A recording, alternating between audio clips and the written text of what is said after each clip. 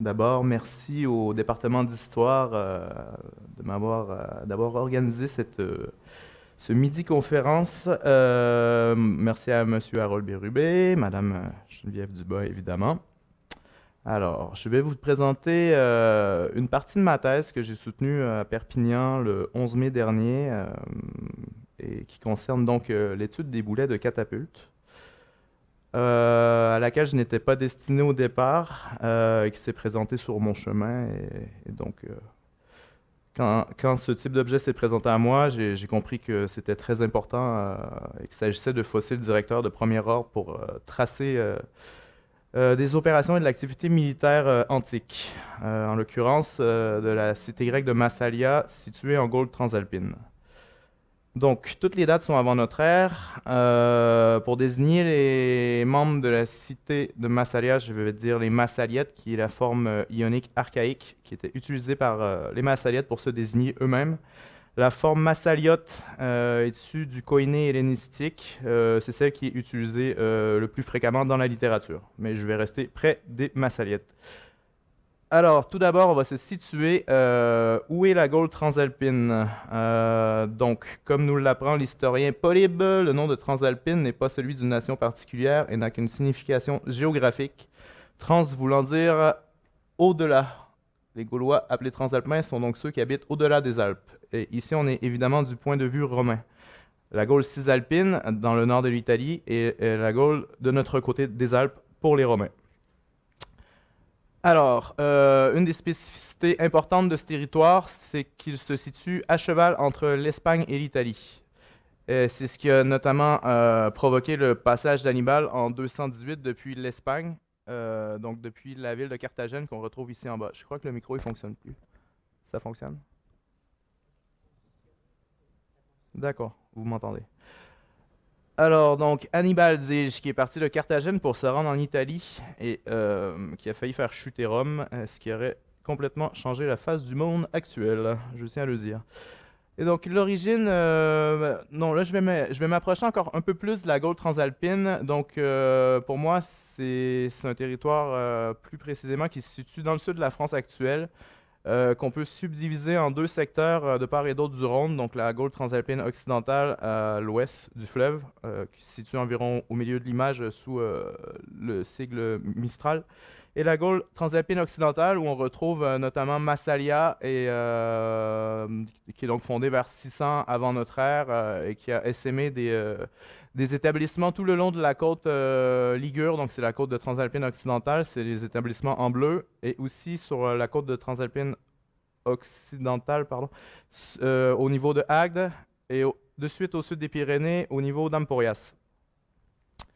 Alors, une des grandes caractéristiques de ce secteur, ce sont les vents, donc le Mistral, Tramontane et vent marin, que je vais vous parler dans un instant.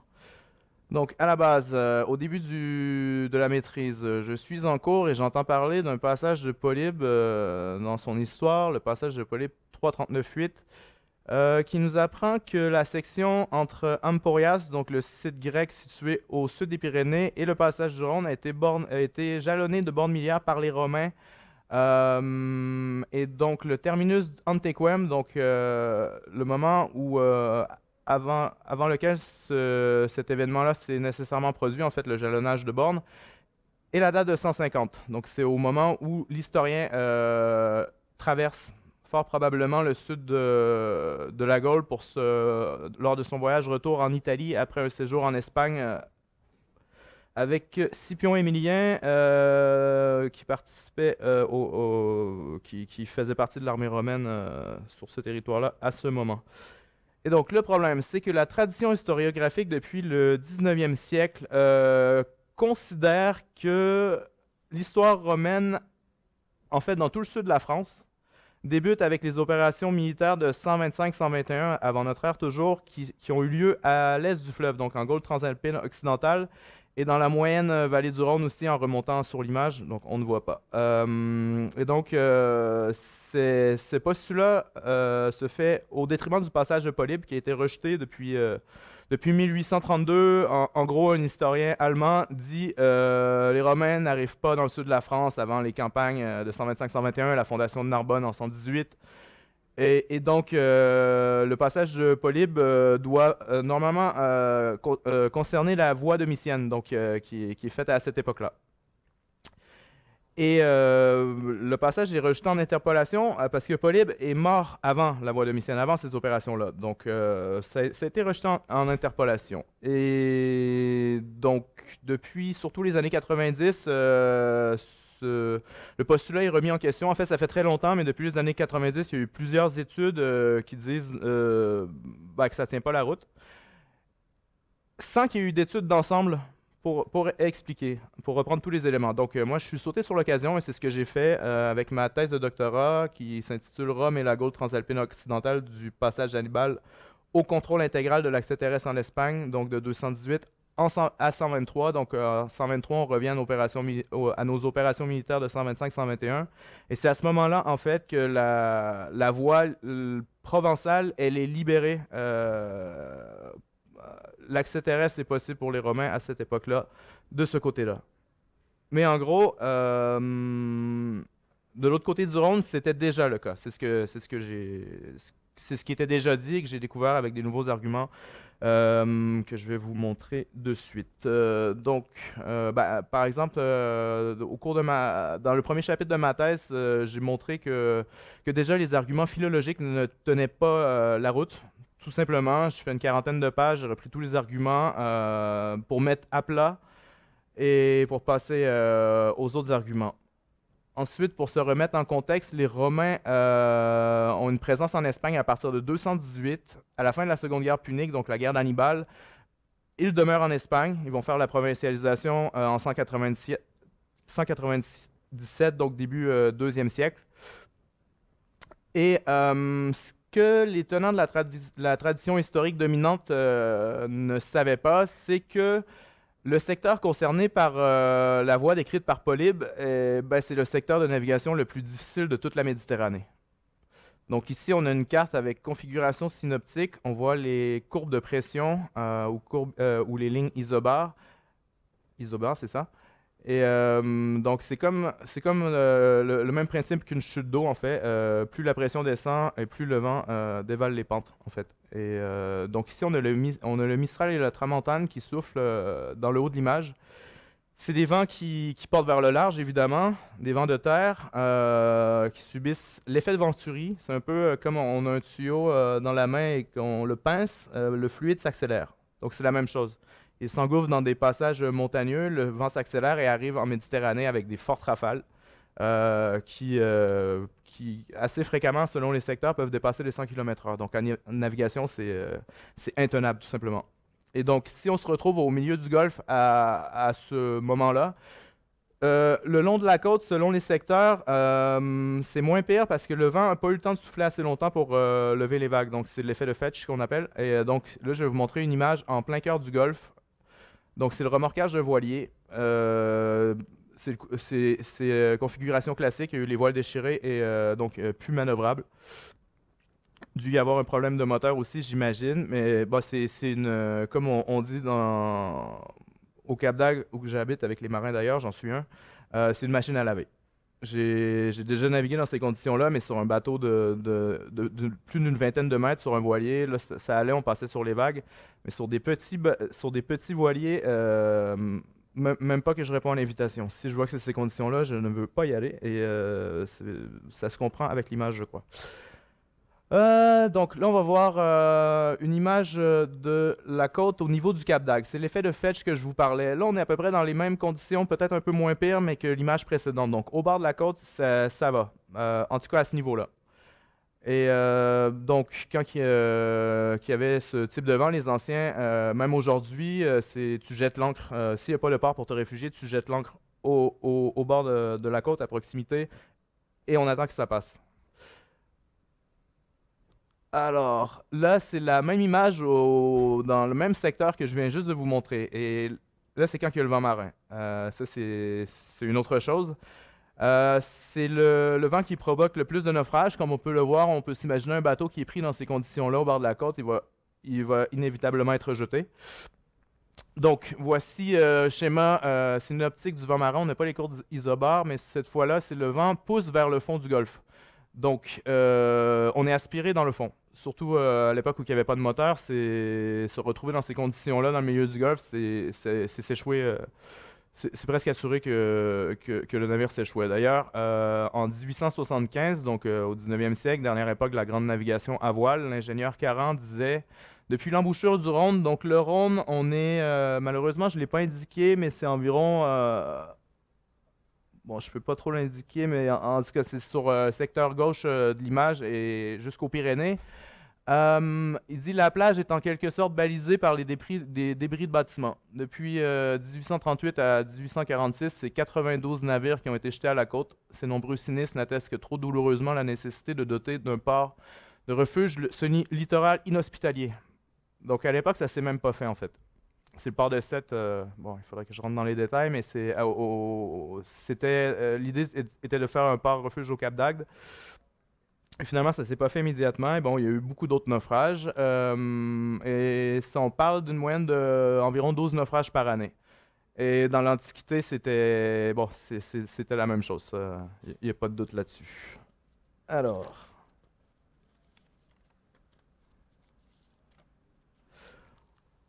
On passe à la suite. Donc, on en vient au boulet. Au début de la maîtrise, j'ai lu un rapport de fouille sur le site de Pêche-Mao qui se trouve à gauche sur l'image, qui disait que le site avait été détruit à la fin du 3e siècle, probablement par les Romains. C'est l'hypothèse de l'archéologue. Donc, moi, évidemment, ça m'intéressait, étant donné que je voulais montrer qu'il y avait une histoire romaine avant ce qui était accepté par l'historiographie traditionnelle.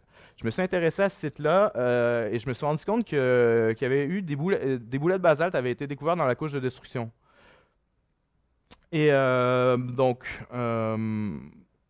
comme ça que je me suis intéressé aux boulets de basalte. Donc, je vais vous expliquer un peu plus pourquoi. Ça, c'est d'autres boulets. Faciès vacuolaire gris. Donc, le vacuole, c'est d'anciennes bulles de gaz qui étaient présentes au moment de l'éruption. Ça correspond à la couche supérieure des couches de lave. Donc, c'est les plus facilement accessibles, évidemment, et les plus faciles à tailler. Un basalte dur, en fait, qu'on va voir lisse, il va être aussi lisse à l'intérieur. Donc, c'est très compliqué à casser. Par contre, ça se taille assez bien et c'est très solide. Donc, là, on est à la réserve Gay-Lussac de Marseille. On a le professeur Pierre Rochette qui est en train de m'aider à rentrer les données. Et au moment où j'ai vu les boulets de Pêche-Mao et la suite, j'ai fait des recherches et je me suis rendu compte qu'il y avait des boulets absolument partout. Et donc, ça, c'est dans tout le midi de la France. Les points gris représentent le nombre de boulets par site. Alors, dans le sud, la plupart des boulets ont été retrouvés à Marseille. Donc, c'est 31 boulets sur 79. Le corpus, c'est 79, 71 boulets complets et 8 fragments. La majorité des autres boulets ont été retrouvés au nord de Marseille, en territoire celto-ligure, qu'on connaît par les textes comme ennemis des Marseillais au 2e et 1er siècle avant notre ère. On retrouve aussi des boulets à l'ouest du Rhône, donc sur le site d'Ambrosum, à Agde, à Pêche-Mao, donc, et sur le site de Couliour. Au-delà, on a des boulets sur le site de la Roche-Blanche, donc qui serait qui est probablement le site du petit camp de César au moment du siège de Gergovie en 52, donc qui est assez connu dans l'histoire de France.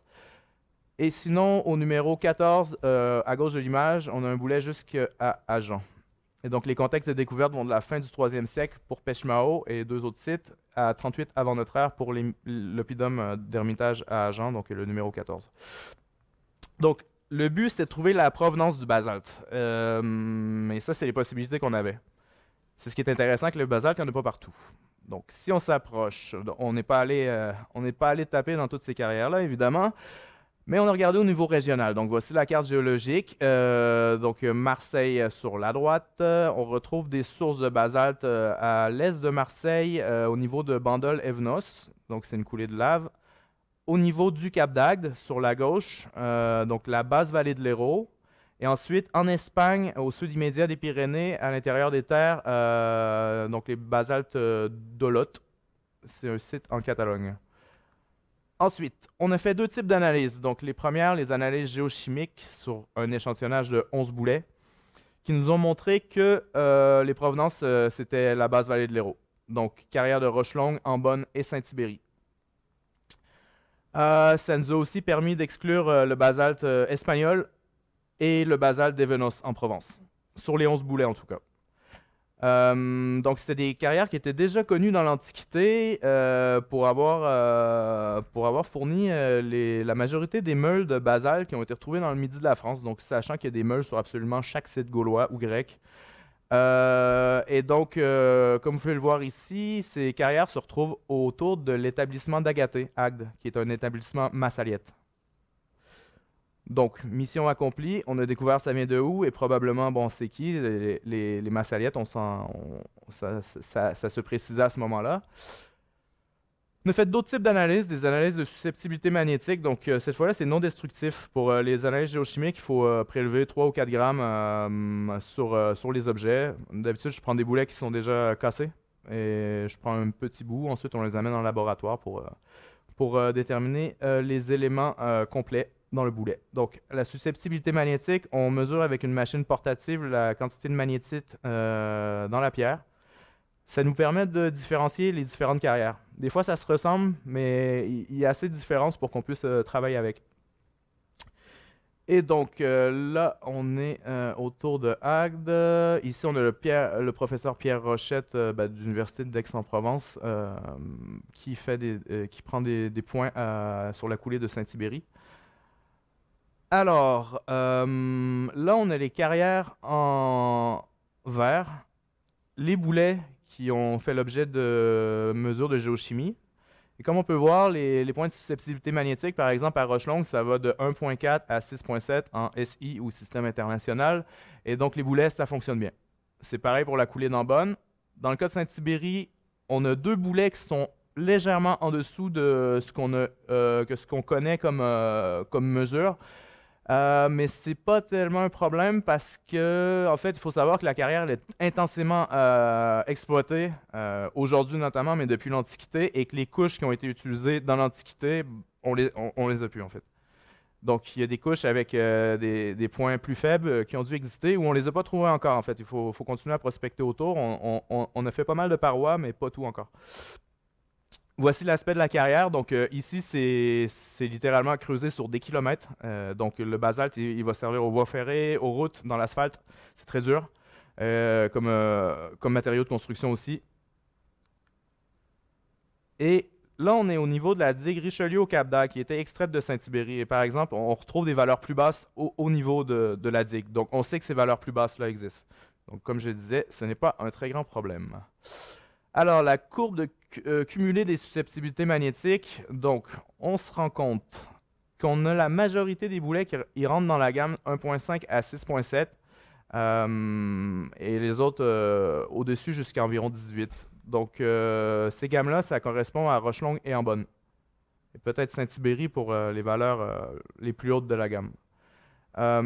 Donc, ça nous permet notamment d'exclure le basalte d'Olotte qui est très haut. Donc, le Olotte, ça va de 17 à 45. Donc, en plus de la géochimie, la susceptibilité magnétique nous permet d'exclure ce secteur. Et pour les boulets qui sont plus hauts, on peut potentiellement les associer à Evenos.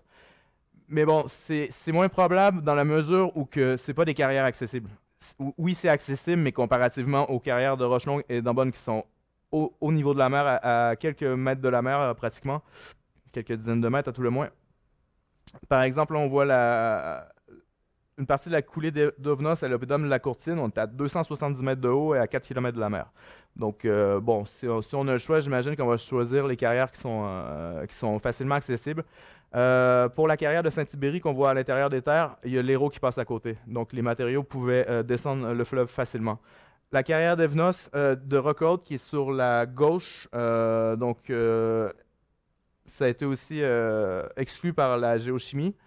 La carrière d'Agdeville, bêtement, on n'a pas encore la géochimie, mais on pourrait avoir des boulets qui viennent, c'est celle qui est la plus proche de Agde. Peut-être des boulets viennent de cette carrière, on attend encore des résultats.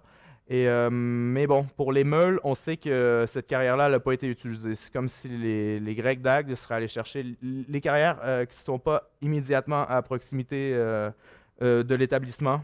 Ça s'est fait un peu plus loin, peut-être, comme aujourd'hui une zone industrielle qu'on met un peu plus à l'écart.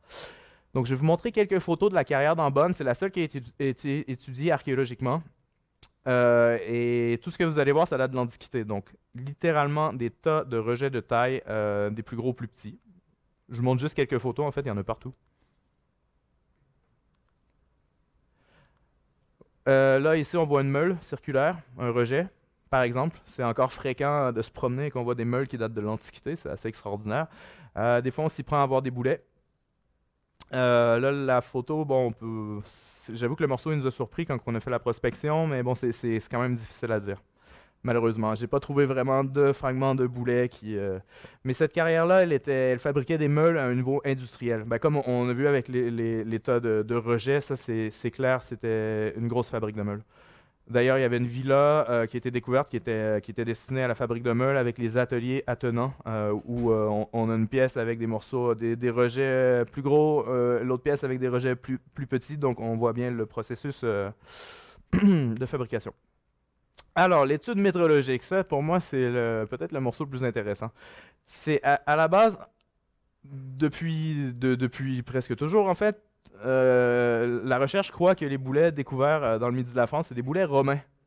Donc déjà, on l'a vu qu'avec la détermination des carrières, bon, a priori, c'est pas le cas, mais surtout, c'est des poids grecs. Les boulons ont été taillés avec une métrologie grecque, donc la mine euboïque de 436 grammes. Ici, on voit des séries, donc de 4, 6, 8, 10 mines. Aussi, il faut savoir que c'était l'unité de mesure qui était utilisée dans toutes les autres cités grecques pour tailler les boulets de catapulte. Donc, je vais vous montrer un tableau comparatif après. Donc ici, j'ai mis les fragments, les 8 fragments. Le poids original, il est déterminé par rapport au diamètre qu'on compare aux autres boulets tout simplement. Puis on détermine les différents fragments par rapport à la susceptibilité magnétique. Donc si on en a deux de la même susceptibilité puis qui fit bien ensemble, ben, on dit que c'est un boulet, sinon on les sépare. Donc, avec les diamètres, les boulets les plus usés, des fois, les boulets les plus usés, on les met dans la catégorie supérieure, qu'on compare aussi avec le diamètre. Par exemple, les deux premiers boulets, on voit que ça sont très usés et qui fonctionnent plutôt avec le calibre de 6 mines, donc 6 x 436 grammes. Les boulets de poids supérieur, donc je ne vais pas vous dire tous les calibres, mais bon, en gros, on a une bonne série de boulets de 20 mines qui est bien en évidence.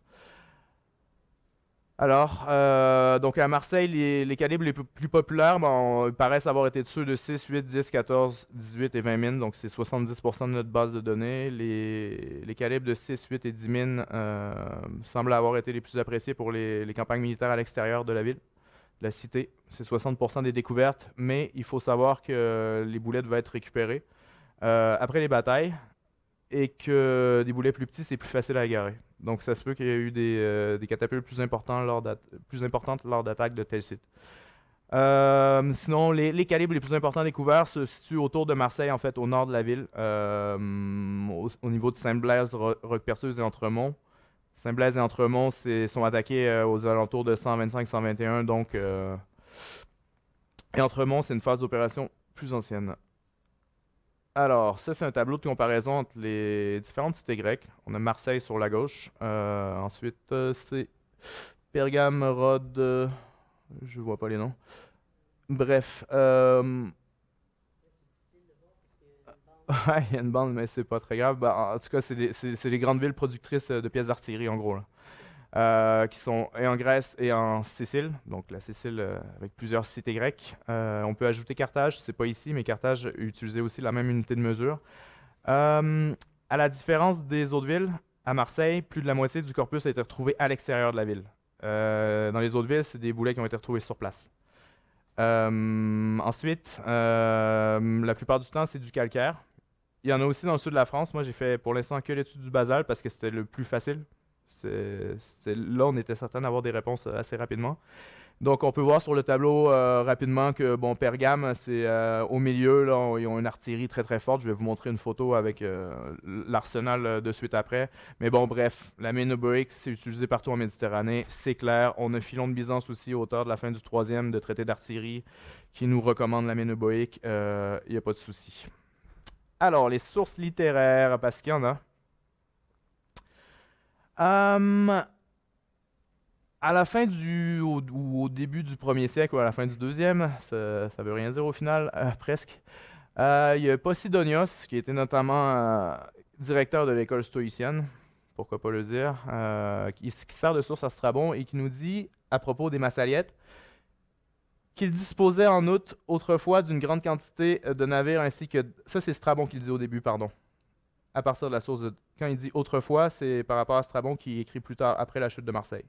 Donc, Posidonius nous disait que les Marseillais avaient une grande quantité de navires ainsi que d'armes et d'engins, organon, multiples pour le transport des villes, pour le transport par mer et le siège des villes, pros Polyorkias, on reconnaît Polyorcétique, grâce à quoi ils purent d'une part résister aux barbares, d'autre part se gagner l'amitié des Romains auxquels ils rendirent d'utiles services dans maintes occasions et qui dans maintes occasions aussi les aidèrent à accroître leur puissance.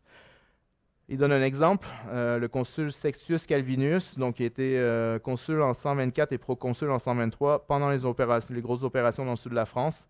Donc il nous dit, Sextius, celui qui vient à bout des Saliens, c'est le peuple au nord de Marseille, une confédération militaire celto-ligure. Après avoir fondé la ville d'Aix-en-Provence, Aquasextiae, au nord de Marseille, établit une garnison et expulse tous les barbares du littoral qui conduit de Massalia en Italie, donc le dégagement de la voie littorale de ce côté-là, et alors que les Massaliotes étaient débordés. Il fait cadeau aux Massaliettes du terrain évacué. Donc on va comprendre que les Massaliettes ont aidé le consul dans ses opérations militaires pour recevoir ce cadeau, notamment, surtout que c'était chez eux. Et donc, ce qu'on a vu sur la carte de répartition, ben, c'est des attestations de ça. Là, sur plusieurs sites, c'est pendant ces opérations-là, les Massaliettes ont appuyé les Romains. Comme le dit déjà le passage de Strabon Posidonius. Après, c'est un ajout de Strabon à la fin. Il dit, mais lors de la guerre civile entre Pompée et César, les Massaliettes qui ont embrassé le parti de Pompée, le parti vaincu, ont perdu le plus clair de leur prospérité. Mais il subsiste dans la population des traces de leur esprit antique d'entreprise, notamment dans la fabrication des machines de guerre. Donc le terme, c'est tas organon poias. Et dans celui de l'armement naval. Donc, les organon poias, qu'est-ce que c'est? Eh bien, Philon de Byzance, le fameux, nous le dit. Dans son traité d'artillerie, qu'il appelle Bellopoica, il est maintenant temps d'expliquer le sujet de la fabrication des pièces d'artillerie, donc Bellopoica, appelée par certains la fabrication de machines de guerre, organon poias. Le terme n'avait pas été très bien compris jusqu'à maintenant dans le cas des Marseillais, mais maintenant, grâce à l'étude des boulettes catapultes, les choses semblent assez claires. C'est des fabricants de pièces d'artillerie. Un autre passage de Posidonius, qui était repris par Strabon, en parlant de Rhodes avec Alexandrie, c'était les gros ateliers de fabrication de pièces d'artillerie dans l'Antiquité. Ici, du reste, comme à Massalia, comme à Cyzique, sur l'Hellespont, tout ce qui est chantier de construction navale, fabrique de machines de guerre, donc das organon poias, dépôt d'armes et établissement du même genre est l'objet de soins particuliers. On peut même dire qu'ici, l'organisation est meilleure que dans les autres villes. Donc, sans placer Marseille sur un pied d'égalité avec Rhodes, l'auteur fait quand même la comparaison avec l'atelier de Rhodes. Donc, c'est quand même exceptionnel et nous indique qu'à Marseille, c'était un gros atelier. Donc, je mets en contexte maintenant avec un passage de César pendant le siège de la ville par ses troupes. Lui, il était parti en Espagne. Donc, César nous raconte il y avait depuis longtemps dans la place Massalia, en l'occurrence, un tel approvisionnement de matériel de guerre de toutes sortes, une telle quantité de pièces d'artillerie, en latin tormentorum, qu'aucune baraque d'approche en osier ne pouvait soutenir la puissance. En gros, les Romains avaient beau construire n'importe quelle machine avec la plus grosse épaisseur, et les machines de guerre des Marseillais arrivaient à les traverser. Donc, je ne vais pas tout lire, mais à la fin, il parle des catapultes pétroboles, donc lanceuses de pierre. Mais l'ampleur des travaux effectués, la hauteur des remparts et des tours, La multitude des machines de guerre ralentissait toute la conduite des opérations. Donc, on parle d'un siège de 8 mois. Bon, ce qui est assez long, on va dire. C'est parmi les grands sièges de l'Antiquité, au final. Alors, pour récapituler les textes, on peut dire par rapport au contexte de découverte qu'on a, peut-être que c'est plus vrai à la fin du 2e siècle et au premier, mais Massalia, ça a été un centre de production hyper important de pièces d'artillerie. Ensuite, les textes nous disent ils en ont fait l'usage contre les Gaulois, ce qui se comprend. Et ce qu'on voit sur la carte, la répartition, la plupart, c'est des opérations militaires. Bon, les choses restent encore à préciser. Les contextes archéologiques restent à préciser. Souvent, c'est ancien. Mais bon, sur la plupart du temps, c'est assez clair. Et si on a un boulet, bon, il n'y a pas 36 indications. C'est qu'il y avait une catapulte derrière, puis la catapulte, elle n'était pas là pour faire la parade. Ensuite, les textes nous disent que les Marseillais ont souvent appuyé les Romains. Donc là, on aurait des exemples de ça sur certains sites, donc notamment au niveau des opérations en 125-121. Sachant que depuis toujours, on croit que c'est des boulets romains, mais non, c'est des boulets grecs. Je l'ai appris dernièrement à Martigues, et ça fait sensation. Ensuite, l'appui aux Romains. À la même époque, au 2e siècle, quand on regarde en Orient, les opérations romaines qui suivent, les guerres romaines qui suivent la 2e guerre punique, quand il y a des catapultes, c'est des alliés grecs qui les apportent. Les Romains se mettent à la catapulte tardivement. Même, si je ne dis pas de bêtises, à l'époque de la guerre des Gaules, ça rentre vraiment dans l'armée. Vitruve, d'ailleurs, c'est un ingénieur de César qui a fait un traité d'artillerie. Mais avant, les Romains, c'est les Romains. Ils fonctionnent à l'ancienne. Donc, bélier, échelle, quelques Grecs de temps en temps qui permettent des tirs de couverture. Ensuite, hypothèse de Christian Goudineau en 1983, extrêmement intéressante. Si Marseille, ça nous semblait être une industrie de machines de guerre, de pièces d'artillerie, bon, forcément, ils ont dû en faire le commerce. Il y a des grosses chances. D'ailleurs, ils ne savent pas toujours qu'est-ce qu'ils échangent aux Gaulois pour recevoir du matériel. Donc, ça peut être de l'artillerie. Bon, il y a la céramique et le vin, évidemment. On constate du partage de technologies militaires aussi sur certains sites gaulois où on a des fortifications où on sent l'inspiration hellénistique.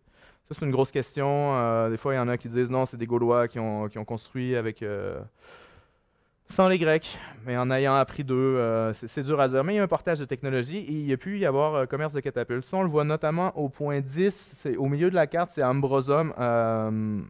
Un des boulets a été retrouvé devant une grande tour, associé avec des projectiles de fronde.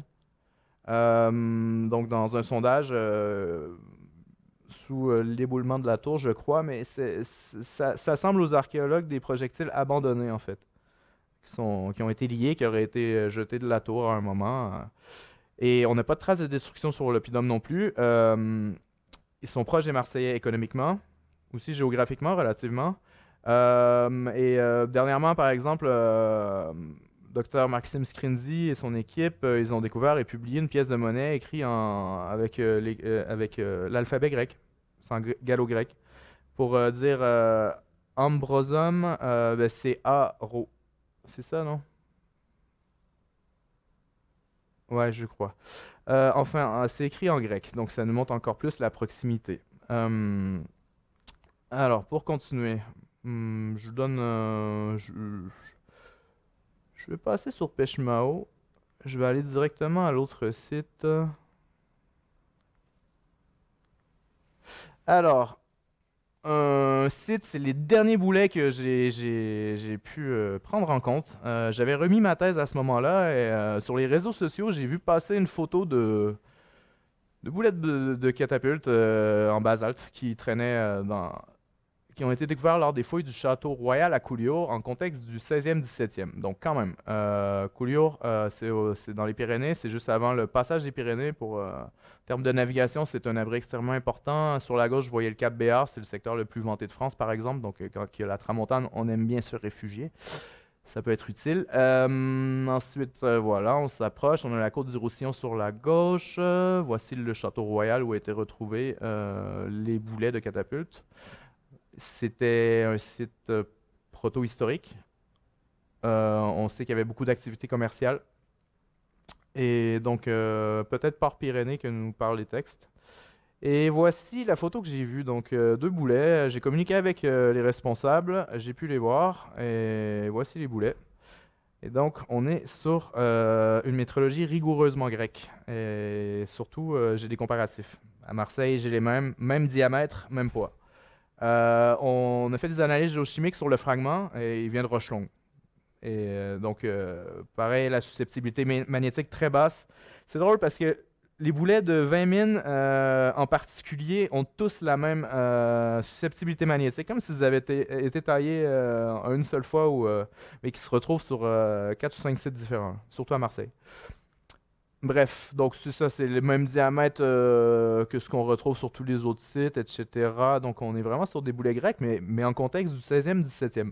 Assez bizarre. Là, on peut lire un petit passage de Philon de Byzance dans son traité de fortification. Et Philon nous apprend que par rapport à la défense des ports, on établira enfin pour chacune des entrées et de chaque côté de l'entrée des pétroboles de 20 mines, très précisément. Donc, Collioure, on est sur un site portuaire qui était stratégique pour les guerres des Romains en Espagne notamment et pour les Marseillais aussi qui avaient des intérêts en Espagne. Et on retrouve des boulets de 20 mines qui étaient recommandés pour la défense des ports sur le site du port. Bref, et donc de cette manière, si quelqu'un des navires de guerre ennemis venait à forcer l'entrée des ports, il serait ou incendié, il parlait d'autres armes avant, ou percé par des éperons ou submergé par des amphores ou des boulets de pétrobole. Donc, ça fonctionne assez bien. Là, j'attends des nouvelles des archéologues qui sont bien occupés pour qu'on ait plus d'informations sur le contexte de découverte. Surtout qu'à cette époque-là, 16e, 17e, le basalte était assez utilisé sur le site. Donc, est-ce que, par un hasard extraordinaire, des boulets de catapultes exactement de la même métrologie qu'à l'époque grecque ont pu être taillés et utilisés? Moi, ça me surprendrait, d'autant plus que quand on regarde les bombardes de cette époque-là, c'est pas assez gros pour gérer. Les boulets ils sont comme ça environ. Et ils peuvent pas gérer ce type de boulet, donc on serait sur un site où il y aurait pu y avoir des catapultes grecques installées. Et ça, c'est assez intéressant. C'est un fragment donc du même diamètre.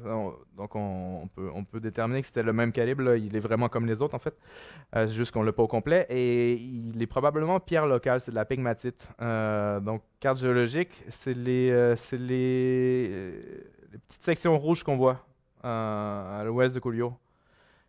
Donc là, j'espère aller me faire une petite randonnée prochainement pour aller voir les sources et par la géochimie pour montrer que le boulet vient bien d'à côté de Collioure. Et si tel est le cas, ça veut dire qu'il y a des boulets de métrologie grecque qui auraient été taillés à côté, donc qu'il y a dû y avoir une installation sur le long terme, avec des catapultes. Bon, je ne vais pas m'avancer sur la chronologie, j'ai ma petite idée, mais voilà, ça reste à suivre.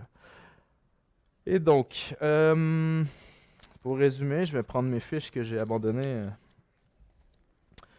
en début. Allez, la conclusion. Si les textes faisaient allusion à des conflits militaires entre Massalia et ses voisins, on n'avait aucun exemple concret. Donc les textes ne nous disaient pas, oui, il y a eu la bataille de tel site. On savait que c'était battu, mais on n'avait pas d'exemple. Grâce à l'étude des boulets de catapulte, ben là, on en a une myriade. Littéralement. Là, on l'a fait pour Marseille. On n'a pas terminé d'ailleurs. Normalement, cet hiver, on vient de déposer une demande de financement hier.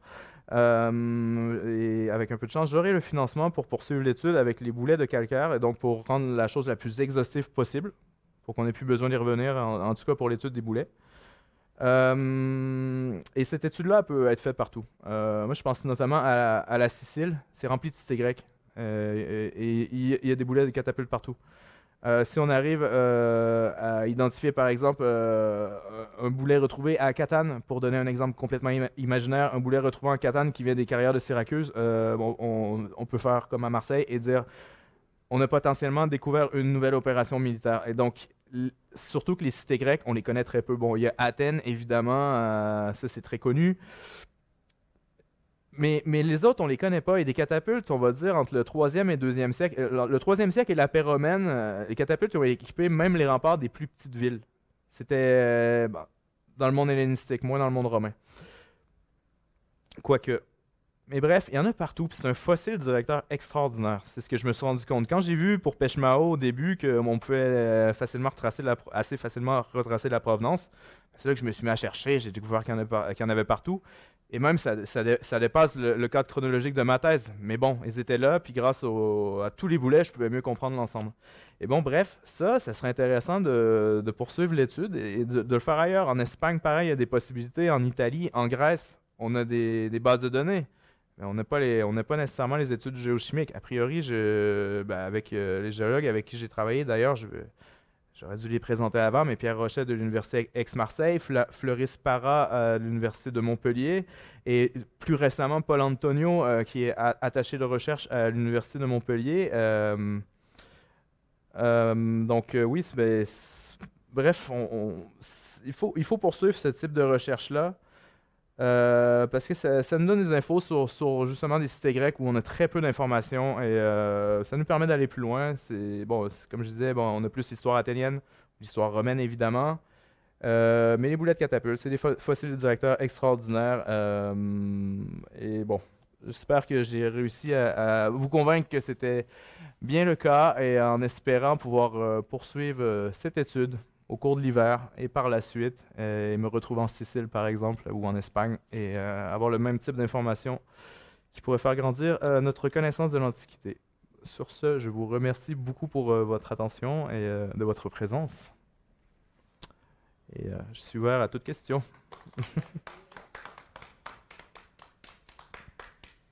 Merci beaucoup, c'était vraiment très, très intéressant. Je me suis pris plein de questions en note, mais donc on a une bonne dizaine de minutes. Je ne sais pas si Adelphine nous entend, et si elle en a, elle peut se manifester, j'imagine. Elle est là. Bonjour Adelphine. Est-ce que tu as des questions? Est-ce que tu veux ouvrir le bal? Sinon je peux y aller, j'en ai en bonne quantité. Je vais te laisser commencer, puis je rebondirai au fur et à mesure. C'est bon. J'en ai comme une grosse et quelques petites. D'abord, je vais simplement dire, j'ai trouvé ça vraiment très, très intéressant, surtout pour quelqu'un qui est vraiment assez loin du champ. Sur le plan historiographique, j'enseigne la méthodologie pour les étudiants et j'essaie toujours de leur expliquer que tout est une source historique. Et là, on a un cas, si je pouvais, comme kidnapper, vous amener demain en classe, de montrer que tout est une source. Et la façon dont vous avez utilisé les boulets, pour moi, est vraiment une démonstration spectaculaire de ça. Donc, ça, c'est mon commentaire. Donc, pour mes questions, deux petites et une grosse. Une petite, je m'attendais vraiment à quelque chose, histoire militaire, c'était un peu l'étiquette. On parlait donc de boulets, de catapultes et tout ça. Je serais curieux d'entendre comment vous vous définissez un peu comme historien, quelles sont les étiquettes historiographiques desquelles vous vous réclameriez. Mon autre petite question, c'est le fameux boulet numéro 14, ou les boulets à l'Ermitage. Ils sont tellement, le site est tellement excentré que j'étais curieux si vous aviez des commentaires à son sujet. Et ma question un peu plus pesante, c'est la question de comment, je suis curieux de vous entendre sur comment vous avez combiné les expertises nécessaires. Donc, si je comprends bien, vous êtes marin vous-même. La question, en fait, le mélange donc les sources écrites, clairement de l'archéologie, donc la biochimie, la question de l'environnement, des vents, des questions de nature maritime. Donc, je suis impressionné par la diversité des expertises. Donc, vous m'avez dit que vous aviez eu de l'assistance pour la cartographie, mais je suis vraiment curieux de vous entendre sur comment est-ce qu'on fédère toutes ces expertises dans le cadre de thèse, qui, je l'imagine, n'a pas pris 10 ans à réaliser. Moi, je vous Ça a pris 8 ans. Je comprends mieux pourquoi. Si, et d'ailleurs, l'information principale, on va dire, je l'ai eue sur le tard. Et donc, si je l'avais fait rapidement, j'aurais pas eu l'information principale. Et par rapport à comment je me définis en tant que chercheur, je suis historien à la base. Donc, je démarre par les textes, mais les textes sont très limités. Ma thèse s'est faite sur un passage qui fait 8 mots environ. Après, j'ai trouvé d'autres petits passages qui pouvaient porter à croire qu'il y avait eu quelque chose avant ce qui était accepté communément dans le sud de la France. Pour les boulets, c'est un outil. À la base, je m'en sers pour appuyer ma problématique. Ça, je n'étais pas destiné à ça, mais quand je me suis rendu compte que l'outil était quand même assez appréciable, j'ai dit, OK, on fonce et on va essayer d'aller chercher toutes les infos possibles. Et pour la marine, donc ça, c'est un pur hasard. C'est un jour, un ami me convainc d'acheter un voilier que j'ai encore et j'habite dessus d'ailleurs. Et c'est à partir de ce moment-là que j'ai pris la mer. Et pas que sur mon voilier, j'ai pris la mer avec un ami qui est skipper, qui m'a amené faire de la vraie mer en Atlantique, en Méditerranée. Et c'est à ce moment-là que, ben, que j'ai pu mieux comprendre que le golfe du Lion, en fait, c'était vraiment un secteur compliqué. Donc ça s'est fait sur le tard. Après, pour la géologie, c'est quand j'ai su que, ben, quand je me suis rendu compte qu'il fallait trouver la provenance des boulets. Et je me suis rendu à l'université de Montpellier, à la fac de géologie, plus ou moins par moi-même. J'ai cogné aux portes et on m'a écouté, on a dit oui, ben, ça me ferait plaisir de t'aider dans ta problématique. Et donc, ça s'est fait comme ça. Après, j'ai rencontré d'autres géologues avec le temps. Ils sont 3 en tout, pour le coup. Euh, Ensuite, pour Agen. Agen, il n'y a pas de basalte à côté. Il est de métrologie grecque. Le faciès, c'est exactement comme les boulets qu'on retrouve dans le sud de la France. Il vient de Agde, c'est à peu près sûr. La susceptibilité magnétique nous indique Agde aussi. J'espère pouvoir faire de la géochimie cet hiver sur le boulet. Et sur le boulet qui a été retrouvé à Gergovie aussi. Gergovie, c'est pas pareil, là, il y a du basalte partout autour. Mais il est de poids grec. Et ben, en tout cas, celui que j'ai vu, il est de poids grec, il est bien conservé. Donc on est vraiment sur le poids originel. Bon, il a peut-être perdu quelques grammes, j'en sais rien. Mais bon, bref, poids grec et les diamètres semblables à ceux qu'on a du même calibre dans le sud de la France. Euh, et donc ça va faire partie de mes activités cet hiver si j'ai le financement, j'espère, de déterminer la provenance de ces boulets-là. Pour Agen, on est pas mal certain, il y a des artilleurs marseillais qui accompagnent probablement l'armée d'Agrippa en 38. Et pourquoi l'armée d'Agrippa? C'est qu'on a des belles balles de fronde inscrites M. Agrippa Imperator. Ben, IMP pour le coup, donc, et le boulet est dans la même couche archéologique. Et on sait par les textes que la spécialisation des Marseillais s'est poursuivie au-delà de 49, au-delà de la prise de la ville par les Romains. Et là, on aura un exemple. Et pour celui de Gergovie, je sais en parler aussi. Euh, dans le passage qu'on a vu sur le siège de Marseille, César dit il y avait depuis longtemps dans la ville une quantité incroyable de pièces d'artillerie. Ça, c'est juste avant la guerre des Gaules. On est en 49, le siège de Gergovie, c'est en 52. César ne nous dit pas que les Marseillais l'ont aidé, ce qui se comprend aussi parce qu'après coup, ils n'ont pas été favorables. Ça, c'est une histoire tragique pour les Marseillais. On le sait qu'ils sont dans plein d'endroits, mais les textes romains, ils vont nous dire oui, ils sont extraordinaires, c'est des alliés, mais ils ne donnent jamais d'exemple. Sauf un. Enfin bref,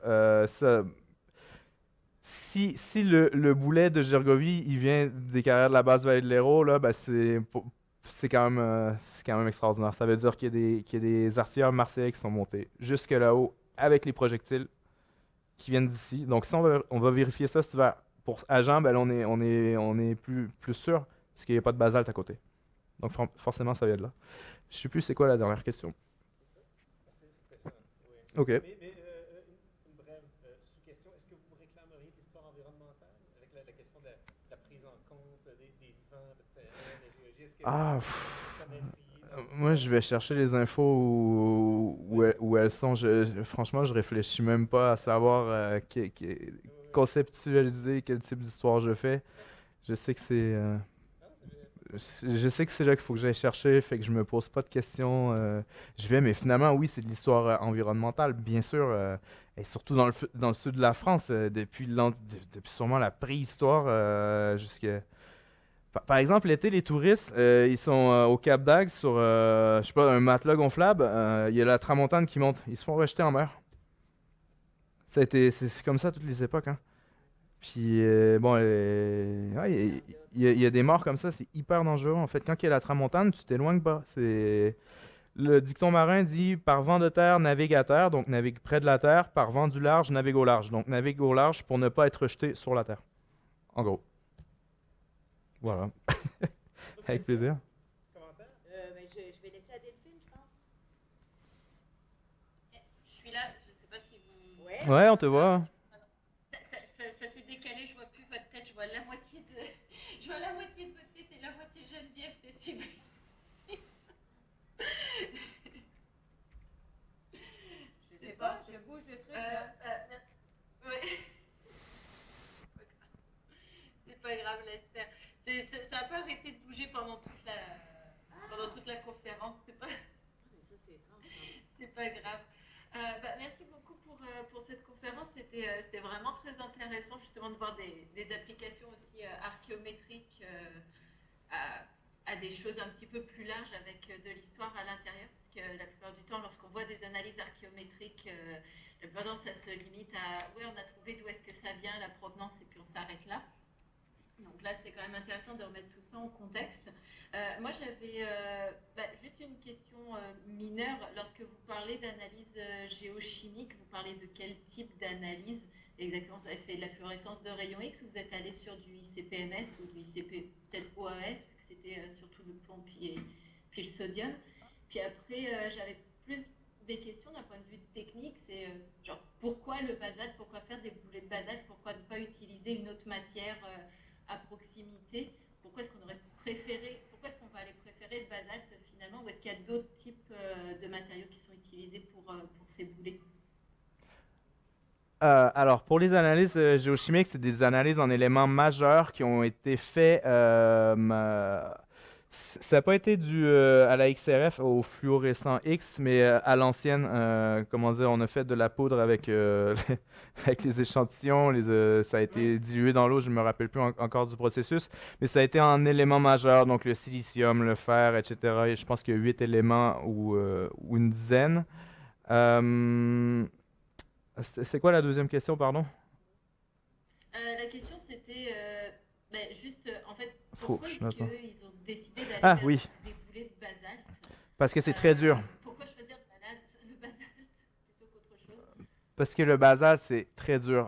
Par exemple, sur le corpus actuel, il y a encore des boulets que j'ai pas pris en compte, mais sur les 80 boulets qu'on a environ, c'est, on a 8 fragments.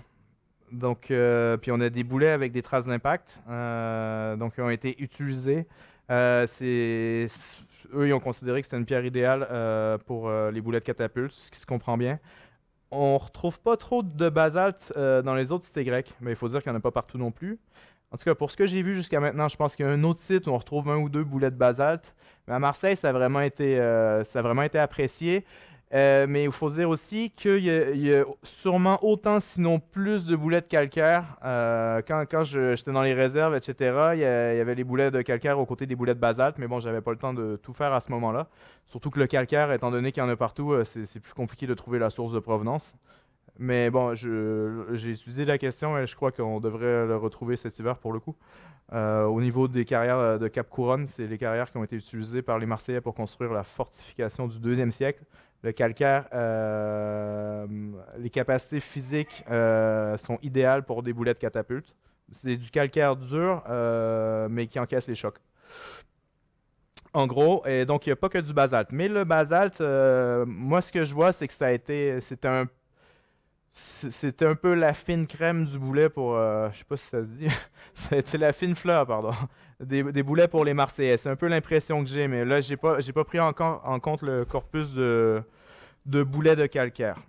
Mais oui, donc le basalte, c'est très très dur. On a fait un carottage sur un des boulets, et quand on voit l'intérieur, on voit à quel point c'est dense en fait.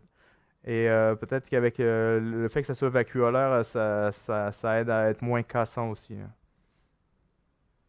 La structure du basalte est à la fois très compacte, mais en même temps il y a beaucoup d'air à l'intérieur, ce qui fait que Ouais. si vous avez des chocs, en effet, ça va mieux résister que du calcaire. Désolée, je vous posais la question parce que quand on voit l'endroit, justement, je me suis dit, pour moi, le calcaire aurait été plus facile à récupérer puis à utiliser que d'aller chercher du basalte. Donc c'est bien. Je savais pas qu'il y avait des boulets de calcaire, donc je comprends qu'il y a d'autres types. Puis vous montiez de la pergamite également. Mhm. Lorsque, allô? Oui? Oui, on vous entend. Pardon, désolée. Justement sur ces boulets, vous les appelez des je voudrais juste vous écouter sur le sens que vous mettez sur le terme fossile directeur. Euh, Est-ce que vous l'entendez comme vraiment une sorte de type qu'on va retrouver à la même période pour un même usage, ou plus comme quelque chose qui va, comment est-ce qu'on pourrait dire, qui vous permet de suivre l'atelier qui était à Marseille et que vous allez retrouver ces canons à différents endroits? Ben, Ou c'est peut-être autre chose. c'est dans le sens où, par exemple, sur un site archéologique, on va retrouver sur un site où il y a où il y a des traces de destruction, où on retrouve des boulets, on va retrouver des pointes de lance, des flèches, des pointes de trait de catapulte aussi. Mais tous ces objets-là, on peut pas dire hors de tout doute si c'est romain, si c'est gaulois. Des fois, ça peut être plus évident que d'autres pour certaines armes. Le boulet, c'est le seul objet, en fait, du moment qu'on détermine, ne serait-ce que sa métrologie. Juste avec le poids du boulet, on peut savoir directement si c'est grec, par exemple. Bon, si le boulet est assez bien conservé, ou même le diamètre.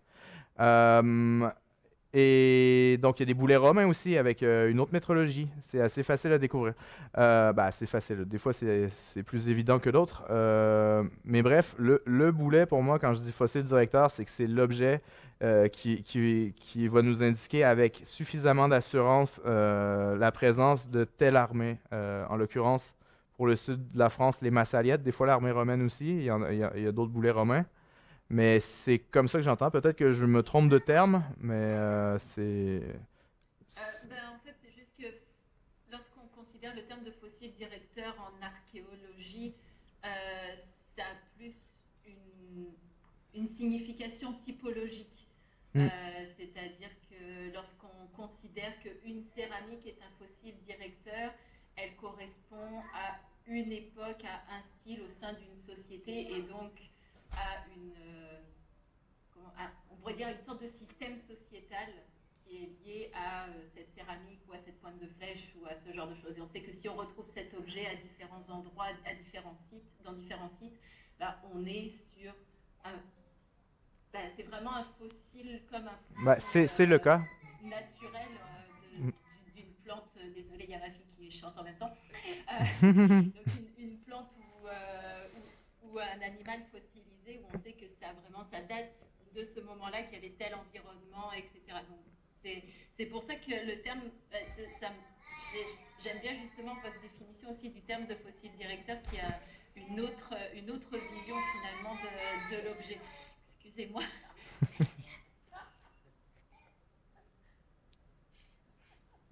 Désolée. Oui, Sinon, pour moi, c'est le cas, c'est ça. C'est le boulet, bon, il va nous indiquer déjà qu'il y a eu une potentielle intervention grecque et qu'on peut la situer entre la fin du troisième siècle et le premier siècle. Ça nous permet de nous donner une certaine chronologie, une appartenance culturelle et du domaine militaire finalement. Donc, je sais pas, comme je l'entends, pour moi, ça me semble être un fossile directeur pour identifier de l'activité militaire, en fait. merci. Moi, je suis à court de questions. Je vous remercie. Peut-être juste pour récapituler, cette étude-là nous permet donc de montrer, d'une part, qu'il y avait en Gaule transalpine que les Romains étaient là déjà d'avance, mais que plus les Massaliettes étaient là, présents. Est-ce que tu pourrais juste nous résumer un peu les aspects purement chronologiques? Mhm. Parce que si je me rappelle bien, ton étude elle permet de repousser un certain nombre de dates, et soit par humilité ou soit parce que tu n'en as pas parlé directement. Donc, qu'est-ce que c'est que ça permet de faire du point de vue de la chronologie par rapport à l'historiographie? Oui, tu en as parlé, mais je voudrais que tu fasses une petite conclusion là-dessus. Bon, déjà, les Massaliettes sont anciennement établies dans le midi de la France. Donc, Marseille serait la première ville en France. C'est un peu contesté en ce moment avec le cas de Béziers. J'ai pas vu toute la documentation, mais bon, des fois, c'est un peu des guerres de clochers, hein, j'ai l'impression. Euh, Mais pour le coup, eux sont anciennement établis et c'est des anciens alliés de Rome aussi. La littérature fait remonter à la chute de la royauté à Rome en 509, l'alliance entre Marseille et Rome. Massalia, pardon. Ensuite, quand il y a la prise de Rome par les Gaulois en 390, toujours avant notre ère, les Marseillais auraient participé pour aider les Romains à s'en sortir et ils auraient déposé des cadeaux dans leur trésor à Delphes au nom des Romains. Les Romains d'ailleurs déposaient les offrandes dans le trésor des Marseillais. On va dire peut-être à partir du 3e siècle, quand les Marseillais viennent à Rome, ils s'installent dans les places des sénateurs au théâtre. Le temple d'Artémis sur l'Aventin, la statue, c'est l'effigie de la statue tutélaire des Marseillais.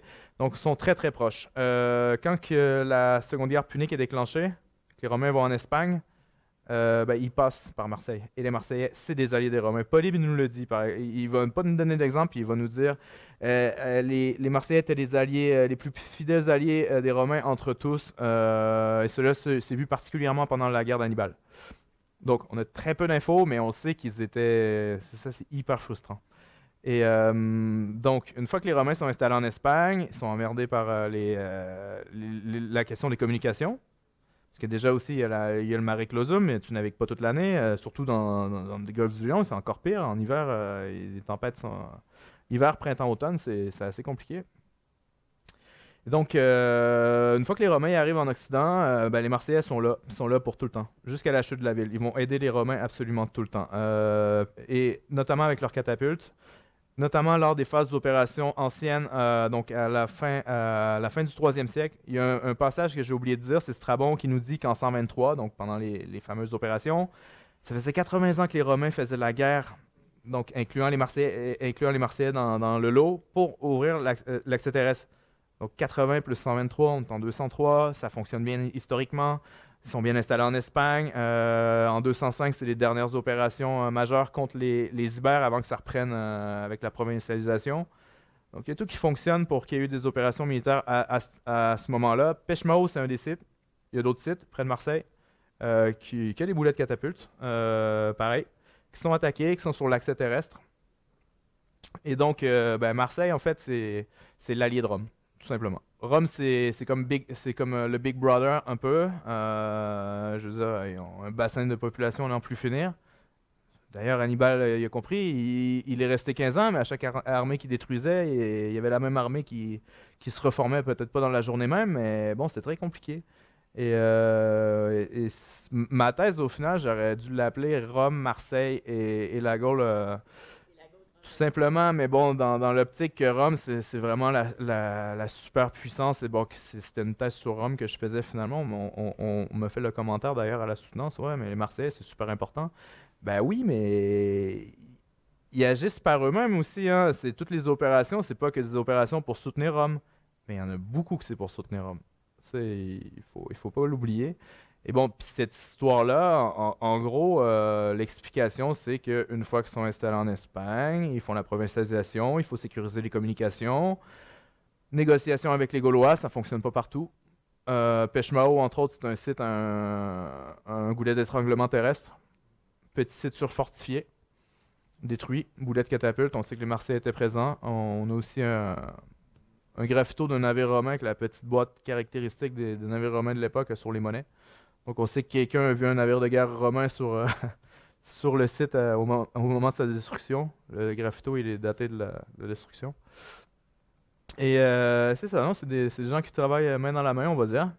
Et pour donner un exemple suprême, c'est, je pense, en 189 avant notre ère, une délégation d'une cité grecque qui vient à Rome. Mais avant d'aller voir le Sénat, ils vont voir les Marseillais qui sont présents. Donc, c'est les Marseillais qui vont les introduire au Sénat. C'est un rhodien en plus, attention, hein, je crois. Et il décrit, au Sénat, il va faire un discours. On sait que pour vous, les Marseillais, c'est le nombril de la Grèce. On est loin de la Grèce, hein. Mais c'est ça. C'était les Marseillais. Et... Marseille plutôt. La Grèce de Gaulle.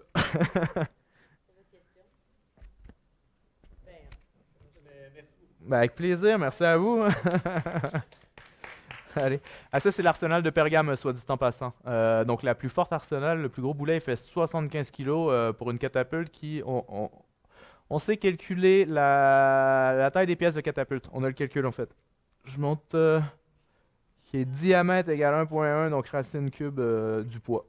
Et avec le poids du boulet, on peut déterminer toutes les pièces des catapultes. Ce qui est pratique, si on retrouve un boulet, par exemple, au pied d'une tour, comme Ambrosum, on a vu que la catapulte, elle peut être installée sur la tour.